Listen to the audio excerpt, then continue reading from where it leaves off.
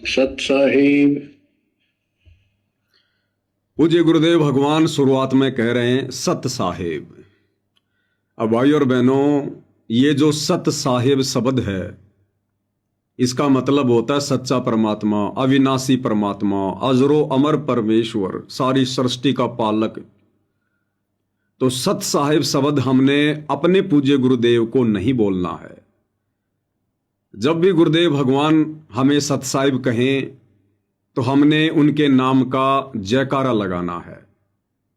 ये सत साहिब हम केवल अपने भगत भाई बहनों को बोल सकते हैं, अन्य भाई बहनों को बोल सकते हैं। जब भी वो हमें मिले, हम उनके पास जाएं तो हम उनको ये कहकर कि जय बंदी छोड़ की, जय हो सतगुरुदेव भगवान की, सत साहिब भगत जी।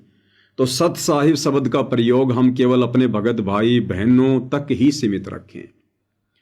यदि पूज्य गुरुदेव भगवान जो स्वयं सत साहिब हैं, यदि वे हमें सत साहिब कर रहे हैं तो हमने उसके प्रति उत्तर में गुरुदेव भगवान का जयकारा लगाना है। यदि गुरुदेव भगवान हमारे समक्ष हैं तो हमने तुरंत उनका जयकारा लगाते हुए उनके चरणों में दंडवत प्रणाम करना है। तो गुरुदेव भगवान कहें सत साहिब तो हम भगत भाई बहनों ने कहना है बंदी छोड़ सतगुरुदेव भगवान की जय हो। सतगुरुदेव की जय।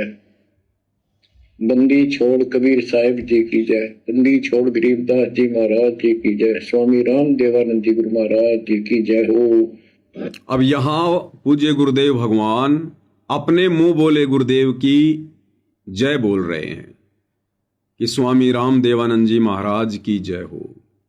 अब भाई और बहनों, ये कलयुग की बिचली पीढ़ी का दौर है, मोक्ष का प्राइम टाइम है, और पूज्य गुरुदेव भगवान ने हमें अध्यात्म को समझाने में कोई कसर नहीं छोड़ी है।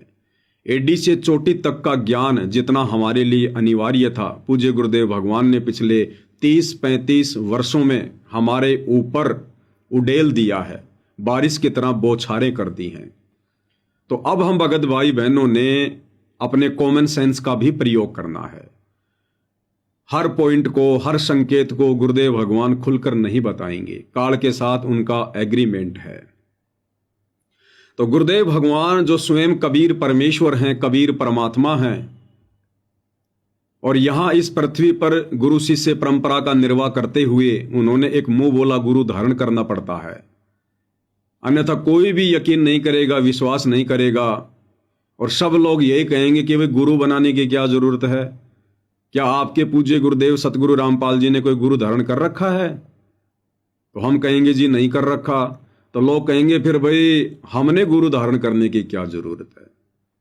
इसलिए ये कबीर भगवान पूज्य गुरुदेव सतगुरु रामपाल जी इस पृथ्वी लोक पर, जो कि जगत गुरु हैं, गुरुओं के गुरु हैं, संत शिरोमणि हैं, इन्होंने गुरु शिष्य परंपरा को बनाए रखने के लिए एक मुंह बोला गुरु धारण करना पड़ता है। एक आत्मा को परमात्मा ने ये भूमिका देनी पड़ती है, और उस आत्मा को परमात्मा सब कुछ पहले ही समझा देते हैं, उसको बता देते हैं। जैसा कि 650 साल पहले कबीर परमेश्वर जी ने पंडित रामानंद जी को मुंह बोला गुरु धारण करने से पहले उन्हें सारी स्थिति से अवगत करवा दिया था। पंडित रामानंद जी बहुत ज़्यादा घबरा गए थे कि हे परमात्मा, अब तो मैंने आपको आंखों से देख लिया, सतलोक में बैठा देख लिया, अब मैं आपको कैसे अपना शिष्य कह सकता हूं, मैं कैसे आपका गुरु बन सकता हूं, मुझे तो नरक में भी ठिकाना नहीं मिलेगा। तो पूज्य परमेश्वर कबीर जी ने कहा था कि हे भोली आत्मा, सांसारिक दृष्टि से आप मेरे मुंह बोले गुरु जी और मैं आपका शिष्य, लेकिन हकीकत का आपको पता है और मुझे पता है।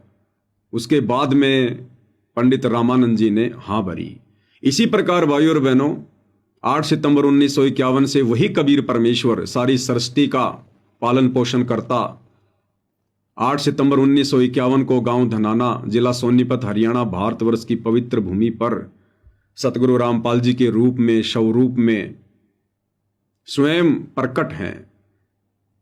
और 17 फरवरी 1988 को इन्होंने आदरणीय गरीबदास जी के 12वें पंथ में प्रवेश किया, क्योंकि ये परमेश्वर की पूर्व निर्धारित योजना थी। 650 साल पहले ही परमात्मा ने आदरणीय धर्मदास जी के माध्यम से कबीर सागर में लिपिबद्ध करवा दिया था कि 12वें पंथ हम ही चल आवें, सब पंथों को मिटाकर एक पंथ चलावें। तो इस आधार से परमात्मा ने आदरणीय गरीबदास जी के 12वें पंथ में प्रवेश करना था।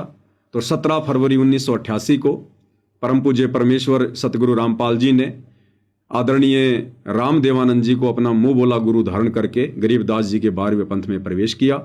और सन 1994 से पूज्य गुरुदेव भगवान ने नाम दीक्षा देना शुरू करके अपने यथार्थ 13वें कबीर पंथ की शुरुआत की।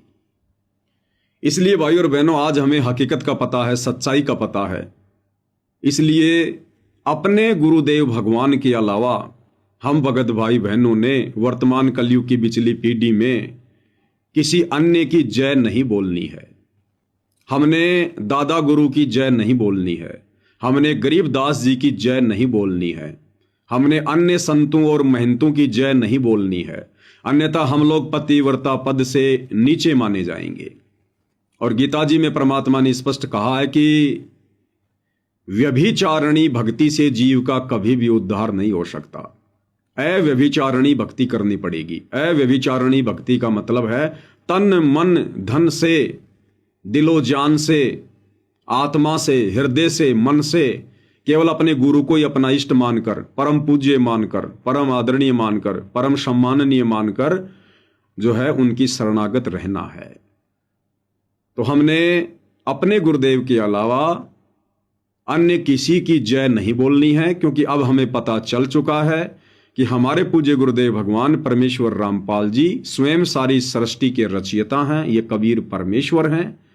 और बाकी जितने भी संत महंत महात्मा हैं, ये सब उनकी लीला का एक पार्ट है। और हमने पतिव्रता पद पर रहकर परमेश्वर को प्रसन्न करना है। तो गुरुदेव के अलावा हमने अन्य किसी का जयकारा नहीं लगाना है, बिल्कुल नहीं लगाना है। जब तक हमने लगाई तब तक लगाई, क्योंकि हमें ज्ञान नहीं था। अब हमने ना ही तो गुरुदेव के अलावा किसी का जयकारा लगाना है, और ना ही पूज्य गुरुदेव सतगुरु रामपाल जी परमेश्वर जी के अलावा हमने इस पृथ्वी पर, इस सृष्टि में अन्य किसी को दंडवत प्रणाम करना है। जो कबीर जी की समझे जाने वाली दाढ़ी मूछ वाली नकली फोटो है, उसको भी हमने दंडवत नहीं करना है। हम कबीर परमेश्वर के नाम का जयकारा लगा सकते हैं, लेकिन वो जयकारा उस दाढ़ी मूछ वाली फोटो के लिए नहीं होगा, क्योंकि अब हमें पता चल गया कि कबीर नाम परमेश्वर का नाम है। वेदों में परमेश्वर की ये एक उपाधि है, कबीर देव। तो कबीर कहो या सतगुरु रामपाल जी कहो, एक ही बात है। लेकिन दंडवत हमने केवल सतगुरु रामपाल जी को करना है या उनकी प्रतिमा को करना है। उस दाढ़ी मूछ वाली कबीर जी की समझे जाने वाली नकली फोटो को हमने दंडवत नहीं करना है। तो भाई और बहनों, तभी हम पतिव्रता पद पर माने जाएंगे, तभी हम भक्ति मार्ग पर सफल होंगे। क्योंकि गुरुदेव भगवान कहते हैं, एक कै साधे सब सदय और सब साधे सब जाए, और माली सींचे मूल को फले फूले अघाए। तो इस प्रकार से हमने केवल अपने पूज्य गुरुदेव भगवान की ही जय जयकार करनी है, अन्य किसी की नहीं करनी है।